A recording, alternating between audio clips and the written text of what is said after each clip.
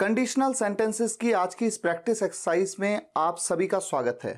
हमने conditional sentences के concept video में टाइप 0, टाइप 1, टाइप 2, टाइप 3 सभी तरह के कंडीशनल सेंटेंसेस को अच्छे से बनाना सीखा है। आज हम प्रैक्टिस करते हैं। देखिए चार्ट आपके सामने है, एक एक करके इन सभी टाइप्स के सेंटेंसेस को हम देखने वाले हैं। सबसे पहले बात करते हैं टाइप 0 की, facts that are generally true. ऐसी बातें जो जनरली सच होती हैं, जो अक्सर सच होती हैं। सेंटेंस किस तरह से होते हैं? अगर ये हो या होता है तो ये होता है।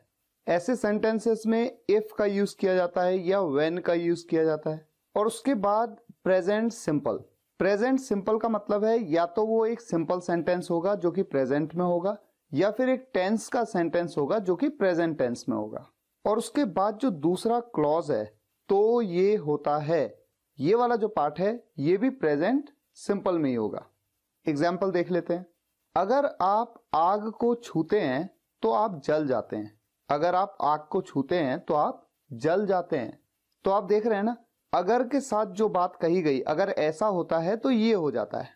कैसे बनाएंगे इस सेंटेंस को? If you touch the fire, अगर आप आग को छूते हैं, यू गेट बर्न्ड, आप जल जाते हैं। नेक्स्ट एग्जाम्पल, अगर आप लाल और नीले रंग को मिलाते हैं तो बैंगनी रंग बनता है। कैसे बनाएंगे इस सेंटेंस को?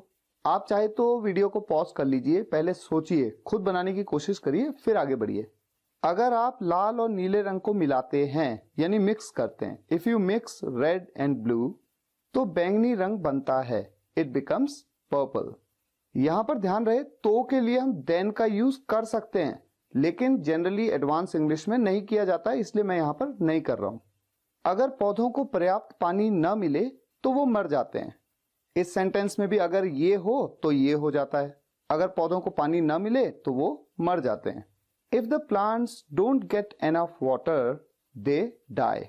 If the plants don't get enough water they die. अगर बादल गरजते हैं तो बारिश आती है। ये भी एक फैक्ट है कि अगर ऐसा होता है तो ऐसा होता है। गरजने को क्या कहते हैं? Thunder. If the clouds thunder it rains. आप जानते हैं ना, बारिश पड़ना या ओले पड़ना के लिए हमेशा सेंटेंस में सब्जेक्ट में क्या यूज होता है? इट। अगर मेरे पास बहुत काम है तो मैं देर तक ऑफिस में रहता हूं। If I have lots of work, अगर मेरे पास बहुत काम होता है या मेरे पास बहुत काम है या मेरे पास बहुत काम हो तो मैं देर तक ऑफिस में रहता हूं। I stay in the office till late.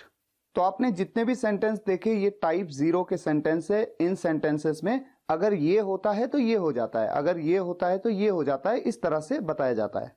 अब बात करते हैं टाइप 1 के सेंटेंसेस की, जहां पर आता है अगर ये हो या अगर ये करें या अगर ये करेंगे तो वो होगा या वो हो सकता है या वो होना चाहिए। ऐसे सेंटेंसेस को हमेशा इफ के क्लॉज में प्रेजेंट सिंपल में बनाया जाता है, ये बड़ा इंपॉर्टेंट है। और जो बाद वाला क्लॉज है तो के बाद, वो will, may, might, could, should, जिस भी हेल्पिंग वर्ब या मोडल वर्ब के साथ बनाया जा सकता है अकॉर्डिंग टू द सेंटेंस। इसे समझने के लिए जो एग्जांपल्स हैं, अगर आप पानी गर्म करेंगे तो वो उबलेगा। अगर मैं कहूं कि इस सेंटेंस को बनाइए तो हो सकता है आप कहें अगर आप पानी गर्म करेंगे। गागेगी आ रहा है तो फ्यूचर इंडेफिनिट टेंस में बना देते हैं if you will heat water. लेकिन जैसा मैंने आपको बताया कि इफ वाला क्लॉज हमेशा प्रेजेंट सिंपल में ही बनता है, तो यहां पर आप विल का यूज नहीं करेंगे। इफ यू हीट वाटर तो वो उबलेगा, इट विल बॉइल। अगर मैं नेगेटिव कर दूं, सेंटेंस को नहीं लगा दूं, अगर आप पानी गर्म नहीं करेंगे तो वो नहीं उबलेगा। ऐसे में इफ वाला क्लॉज जो है प्रेजेंट इंडेफिनिट टेंस, जैसा कि मैंने आपको बताया प्रेजेंट सिंपल में है, तो यहां पर आप डोंट का यूज कर लेंगे। If you don't heat water it will not boil. तो अगर आप सेंटेंस को इंग्लिश में देखेंगे तो आपको ऐसा लगेगा अगर आप पानी गर्म नहीं करते हैं, ऐसा लगेगा आपको। लेकिन हिंदी में आप देख रहे हैं अगर आप पानी गर्म नहीं करेंगे, तो यही तो कंफ्यूजन है। इसीलिए तो इन सेंटेंसेस को कहते हैं कि ये बहुत कंफ्यूज करते हैं। नेक्स्ट, अगर सूरज डूब जाएगा तो रात हो जाएगी। आप सोचेंगे कि अगर सूरज डूब जाएगा, गागेगी आया, ये तो फ्यूचर इंडेफिनिट टेंस में। If the sun will set तो रात हो जाएगी, इट विल बी नाइट। लेकिन एक बार फिर से, भले ही यहाँ पर जाएगा, गागेगी आ जाए, लेकिन ऐसा सोचना नहीं है। प्रेजेंट इन डेफिनेट टेंस में बनाइए। If the sun sets it will be night. अगर आप बिजली के तार छुएंगे तो आपको करंट लगेगा। अगर आप ये करेंगे तो ये होगा। आ रहा है ना इस तरह का सेंटेंस? तो यही तो है type 1। If you touch an electric wire you will feel an electric shock. अगर आप गंदा पानी पियोगे तो बीमार हो जाओगे। If you drink dirty water you will fall sick.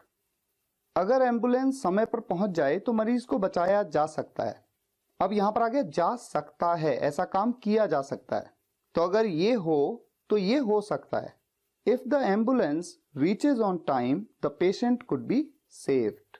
आप देख रहे हैं यहां पर रीचेज कहा, तो ये भी प्रेजेंट इंडेफिनिट टेंस में सेंटेंस को बना दिया गया। अगर वो आपको इनवाइट करता है तो आपको जाना चाहिए। यहां पर चाहिए आ गया तो शुड का यूज होगा। If he invites you you should go. अब आ जाइए टाइप 2 के सेंटेंसेस में, जहां पर कोई विश मांगी जाती है, कोई इच्छा की जाती है, एक हाइपोथेटिकल कंडीशन जो कि पॉसिबल है। अगर ये होता तो वो हो जाता या वो हो पाता। ऐसे सेंटेंसेस में जो इफ वाला क्लॉज है वो पास्ट सिंपल में बनता है। लेकिन ध्यान रहे, हमेशा चाहे सब्जेक्ट कोई भी हो, अगर सिंपल सेंटेंस होगा तो ऐसे में आप वर का यूज करेंगे, वॉज का यूज नहीं करेंगे। और जो दूसरा क्लॉज है वहां पर वुड या कुड का यूज। जैसे एग्जांपल है, अगर मेरे पास मेरी खुद की जमीन होती तो मैं एक खूबसूरत घर बनाता।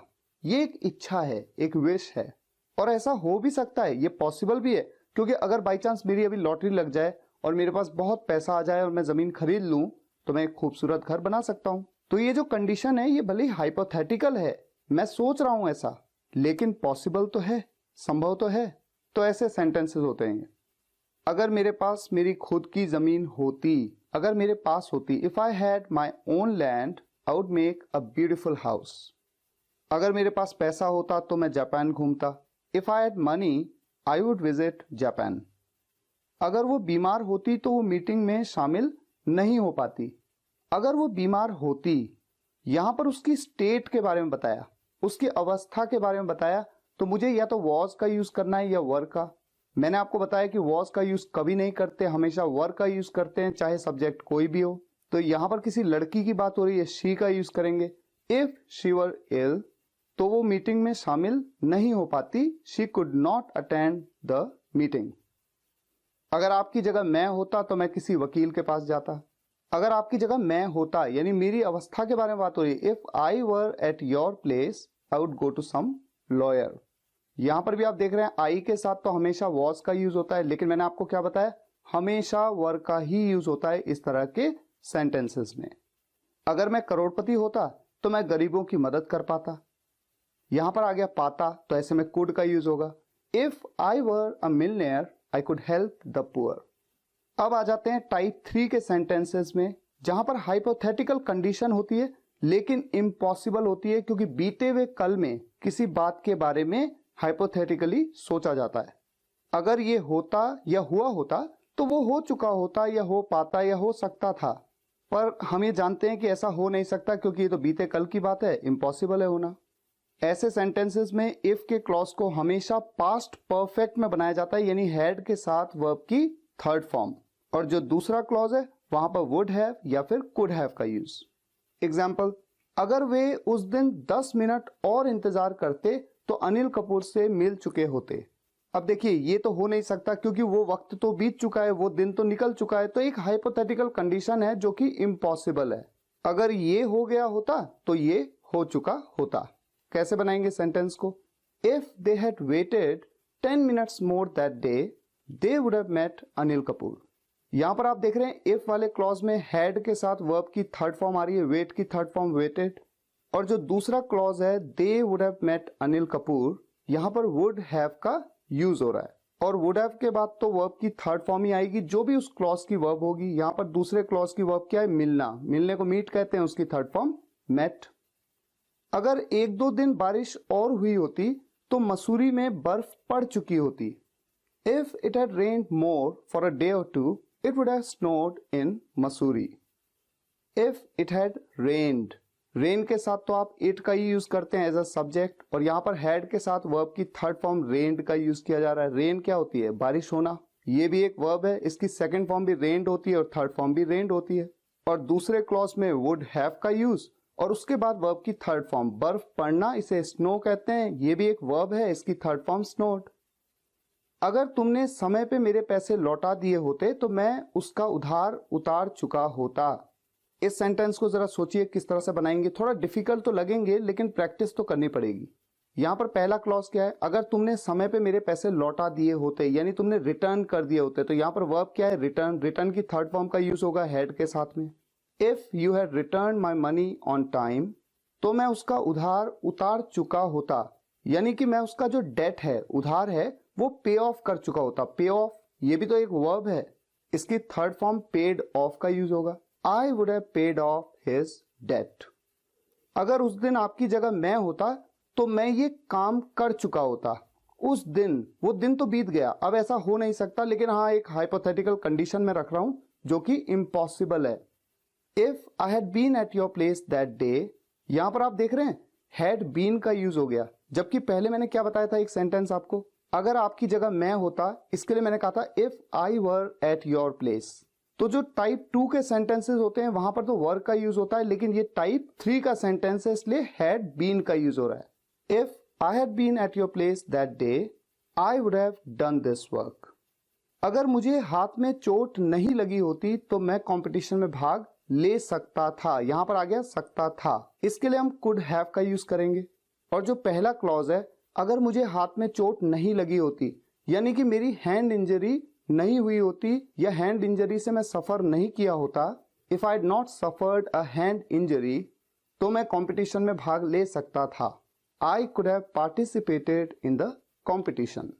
यहां पर जो पहला क्लॉज है ना, if I had not suffered a hand injury, इसको आप इस तरह से भी बना सकते हैं, if I had not hurt my hand, तो मैं कंपटीशन में भाग ले सकता था। I could have participated in the competition. Guys, conditional sentences English का एक बहुत ही इंपॉर्टेंट टॉपिक है और बहुत ही कंफ्यूजिंग टॉपिक भी है। तो मैं आपसे रिक्वेस्ट करूंगा कि कॉन्सेप्ट वीडियो को आप जरूर देखिए, जिसमें आपको एक एक टाइप को डिटेल में समझाया गया है। उस वीडियो का लिंक इस वीडियो के डिस्क्रिप्शन में है। तो फिलहाल कंडीशनल सेंटेंसेस की इस प्रैक्टिस एक्सरसाइज में यहीं तक। ये सभी सेंटेंसेस मेरी प्रैक्टिस एक्सरसाइज बुक से लिए गए हैं। अगर आपको ये वीडियो लेक्चर पसंद आया हो, वीडियो को लाइक और शेयर जरूर करिएगा। कमेंट्स में बताइएगा कैसा लगा। मिलते हैं नेक्स्ट वीडियो लेक्चर में, तब तक के लिए टेक केयर, गुड बाय।